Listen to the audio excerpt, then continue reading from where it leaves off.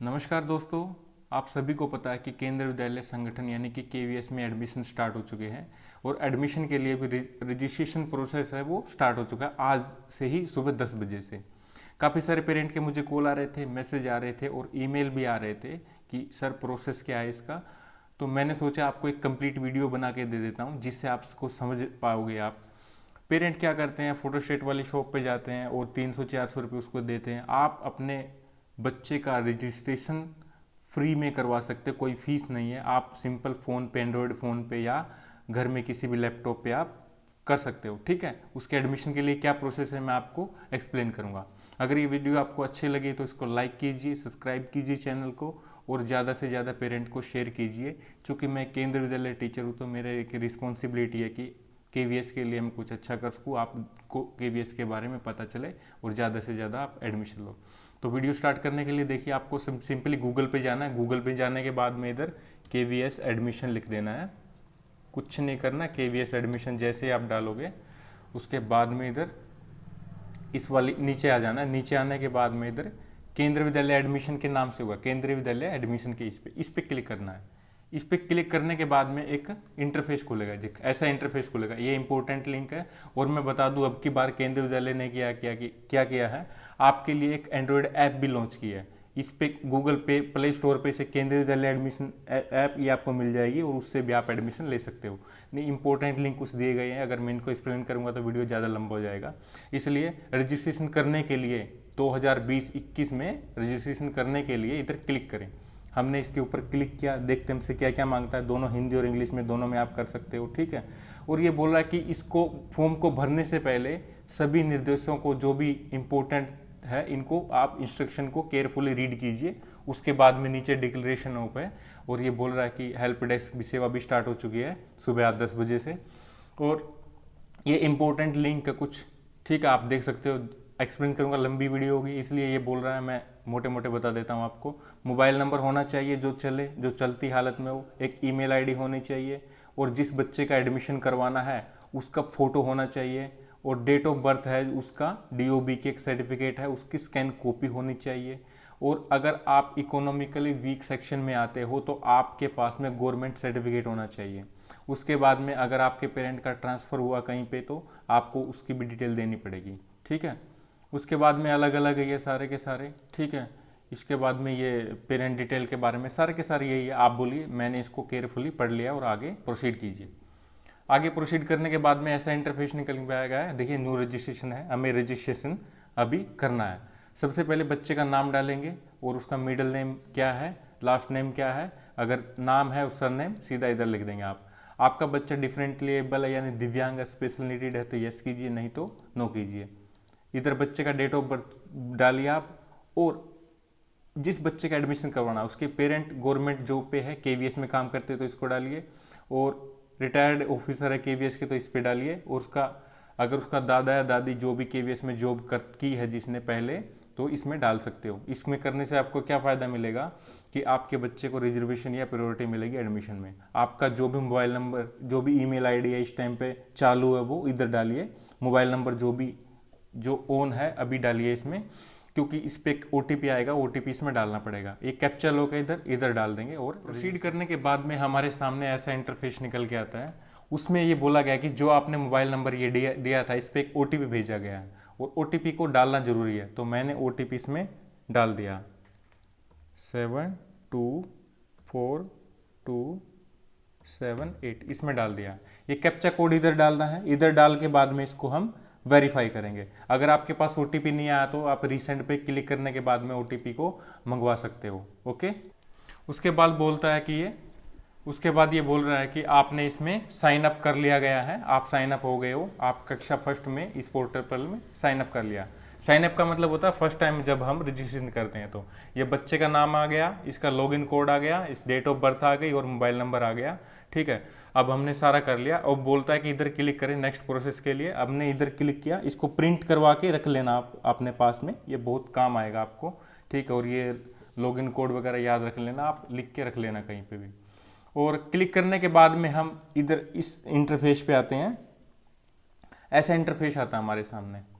तो हमसे ये मांगता है कि लॉगिन कोड क्या है, बच्चे की डेट ऑफ बर्थ क्या है, जो हमने पहले मैसेज में देखा था, मोबाइल नंबर क्या है, ये कैप्चा कोड डालने के बाद में दोबारा से इसको लॉगिन करेंगे इधर से। ये सारी इन्फॉर्मेशन भरने के बाद में हम इधर लॉगिन पे क्लिक करेंगे। लॉगिन पे क्लिक करने के बाद में हम देखते हैं, लॉगिन पे क्लिक करने के बाद में हमारे सामने कुछ ऐसा इंटरफेस निकल के आता है। हमसे केवीएस 5 टाइप की डिटेल मांगता है। बेसिक इन्फॉर्मेशन जो अब हम देंगे, पेरेंट डिटेल हमारे मम्मी और फादर की, और उसके बाद में स्कूल मांगेगा, कौन कौन से स्कूल में एडमिशन लेना है, और डॉक्यूमेंट जो अपलोड करने हैं, सिर्फ 2 डॉक्यूमेंट, उसका फोटो बच्चे का और उसकी डेट ऑफ बर्थ का, ठीक है, डॉक्यूमेंट, और उसके बाद में डिक्लेरेशन मांगेगा, और उसका भरने के बाद में हम इसको सबमिट कर देंगे। ये हमने बच्चे का नाम भर दिया था, सरनेम भर दिया था, डेट ऑफ बर्थ दिया था, सब हमने पहले भर दिया था। अब जेंडर में चूज करेंगे, लड़की है तो फीमेल कीजिए और लड़का तो मेल कीजिए।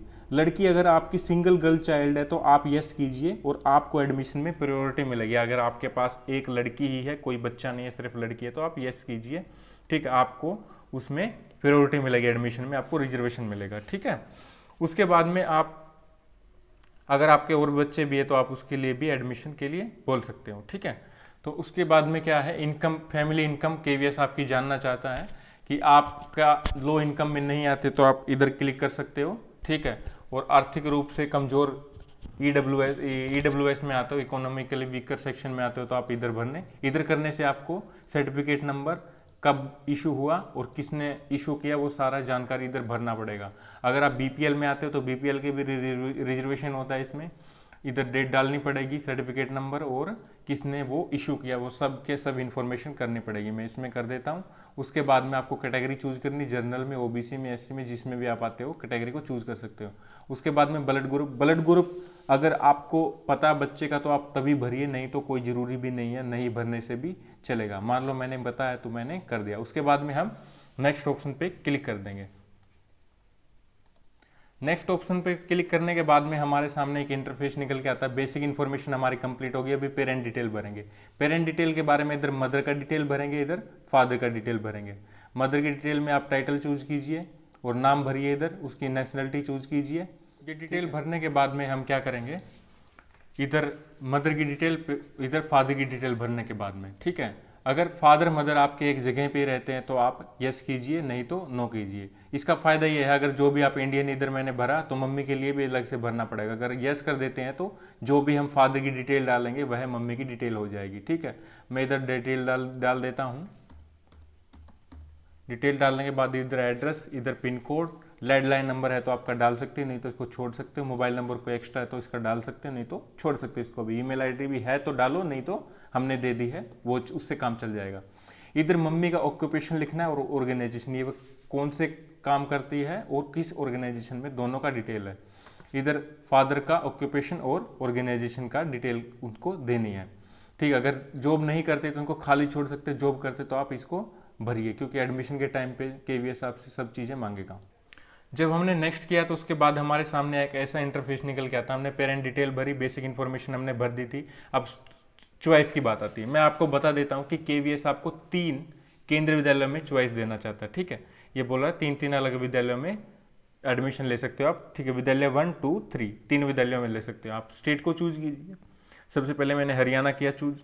किसी को स्टेट को चूज कर सकते हो जहाँ पे आपको लगता है उधर एडमिशन हो जाएगा, आपके नज़दीक हो जिसको, उसको चूज कीजिए आप। उसके बाद में केंद्रीय विद्यालय का उसका नाम देखिए, ठीक है।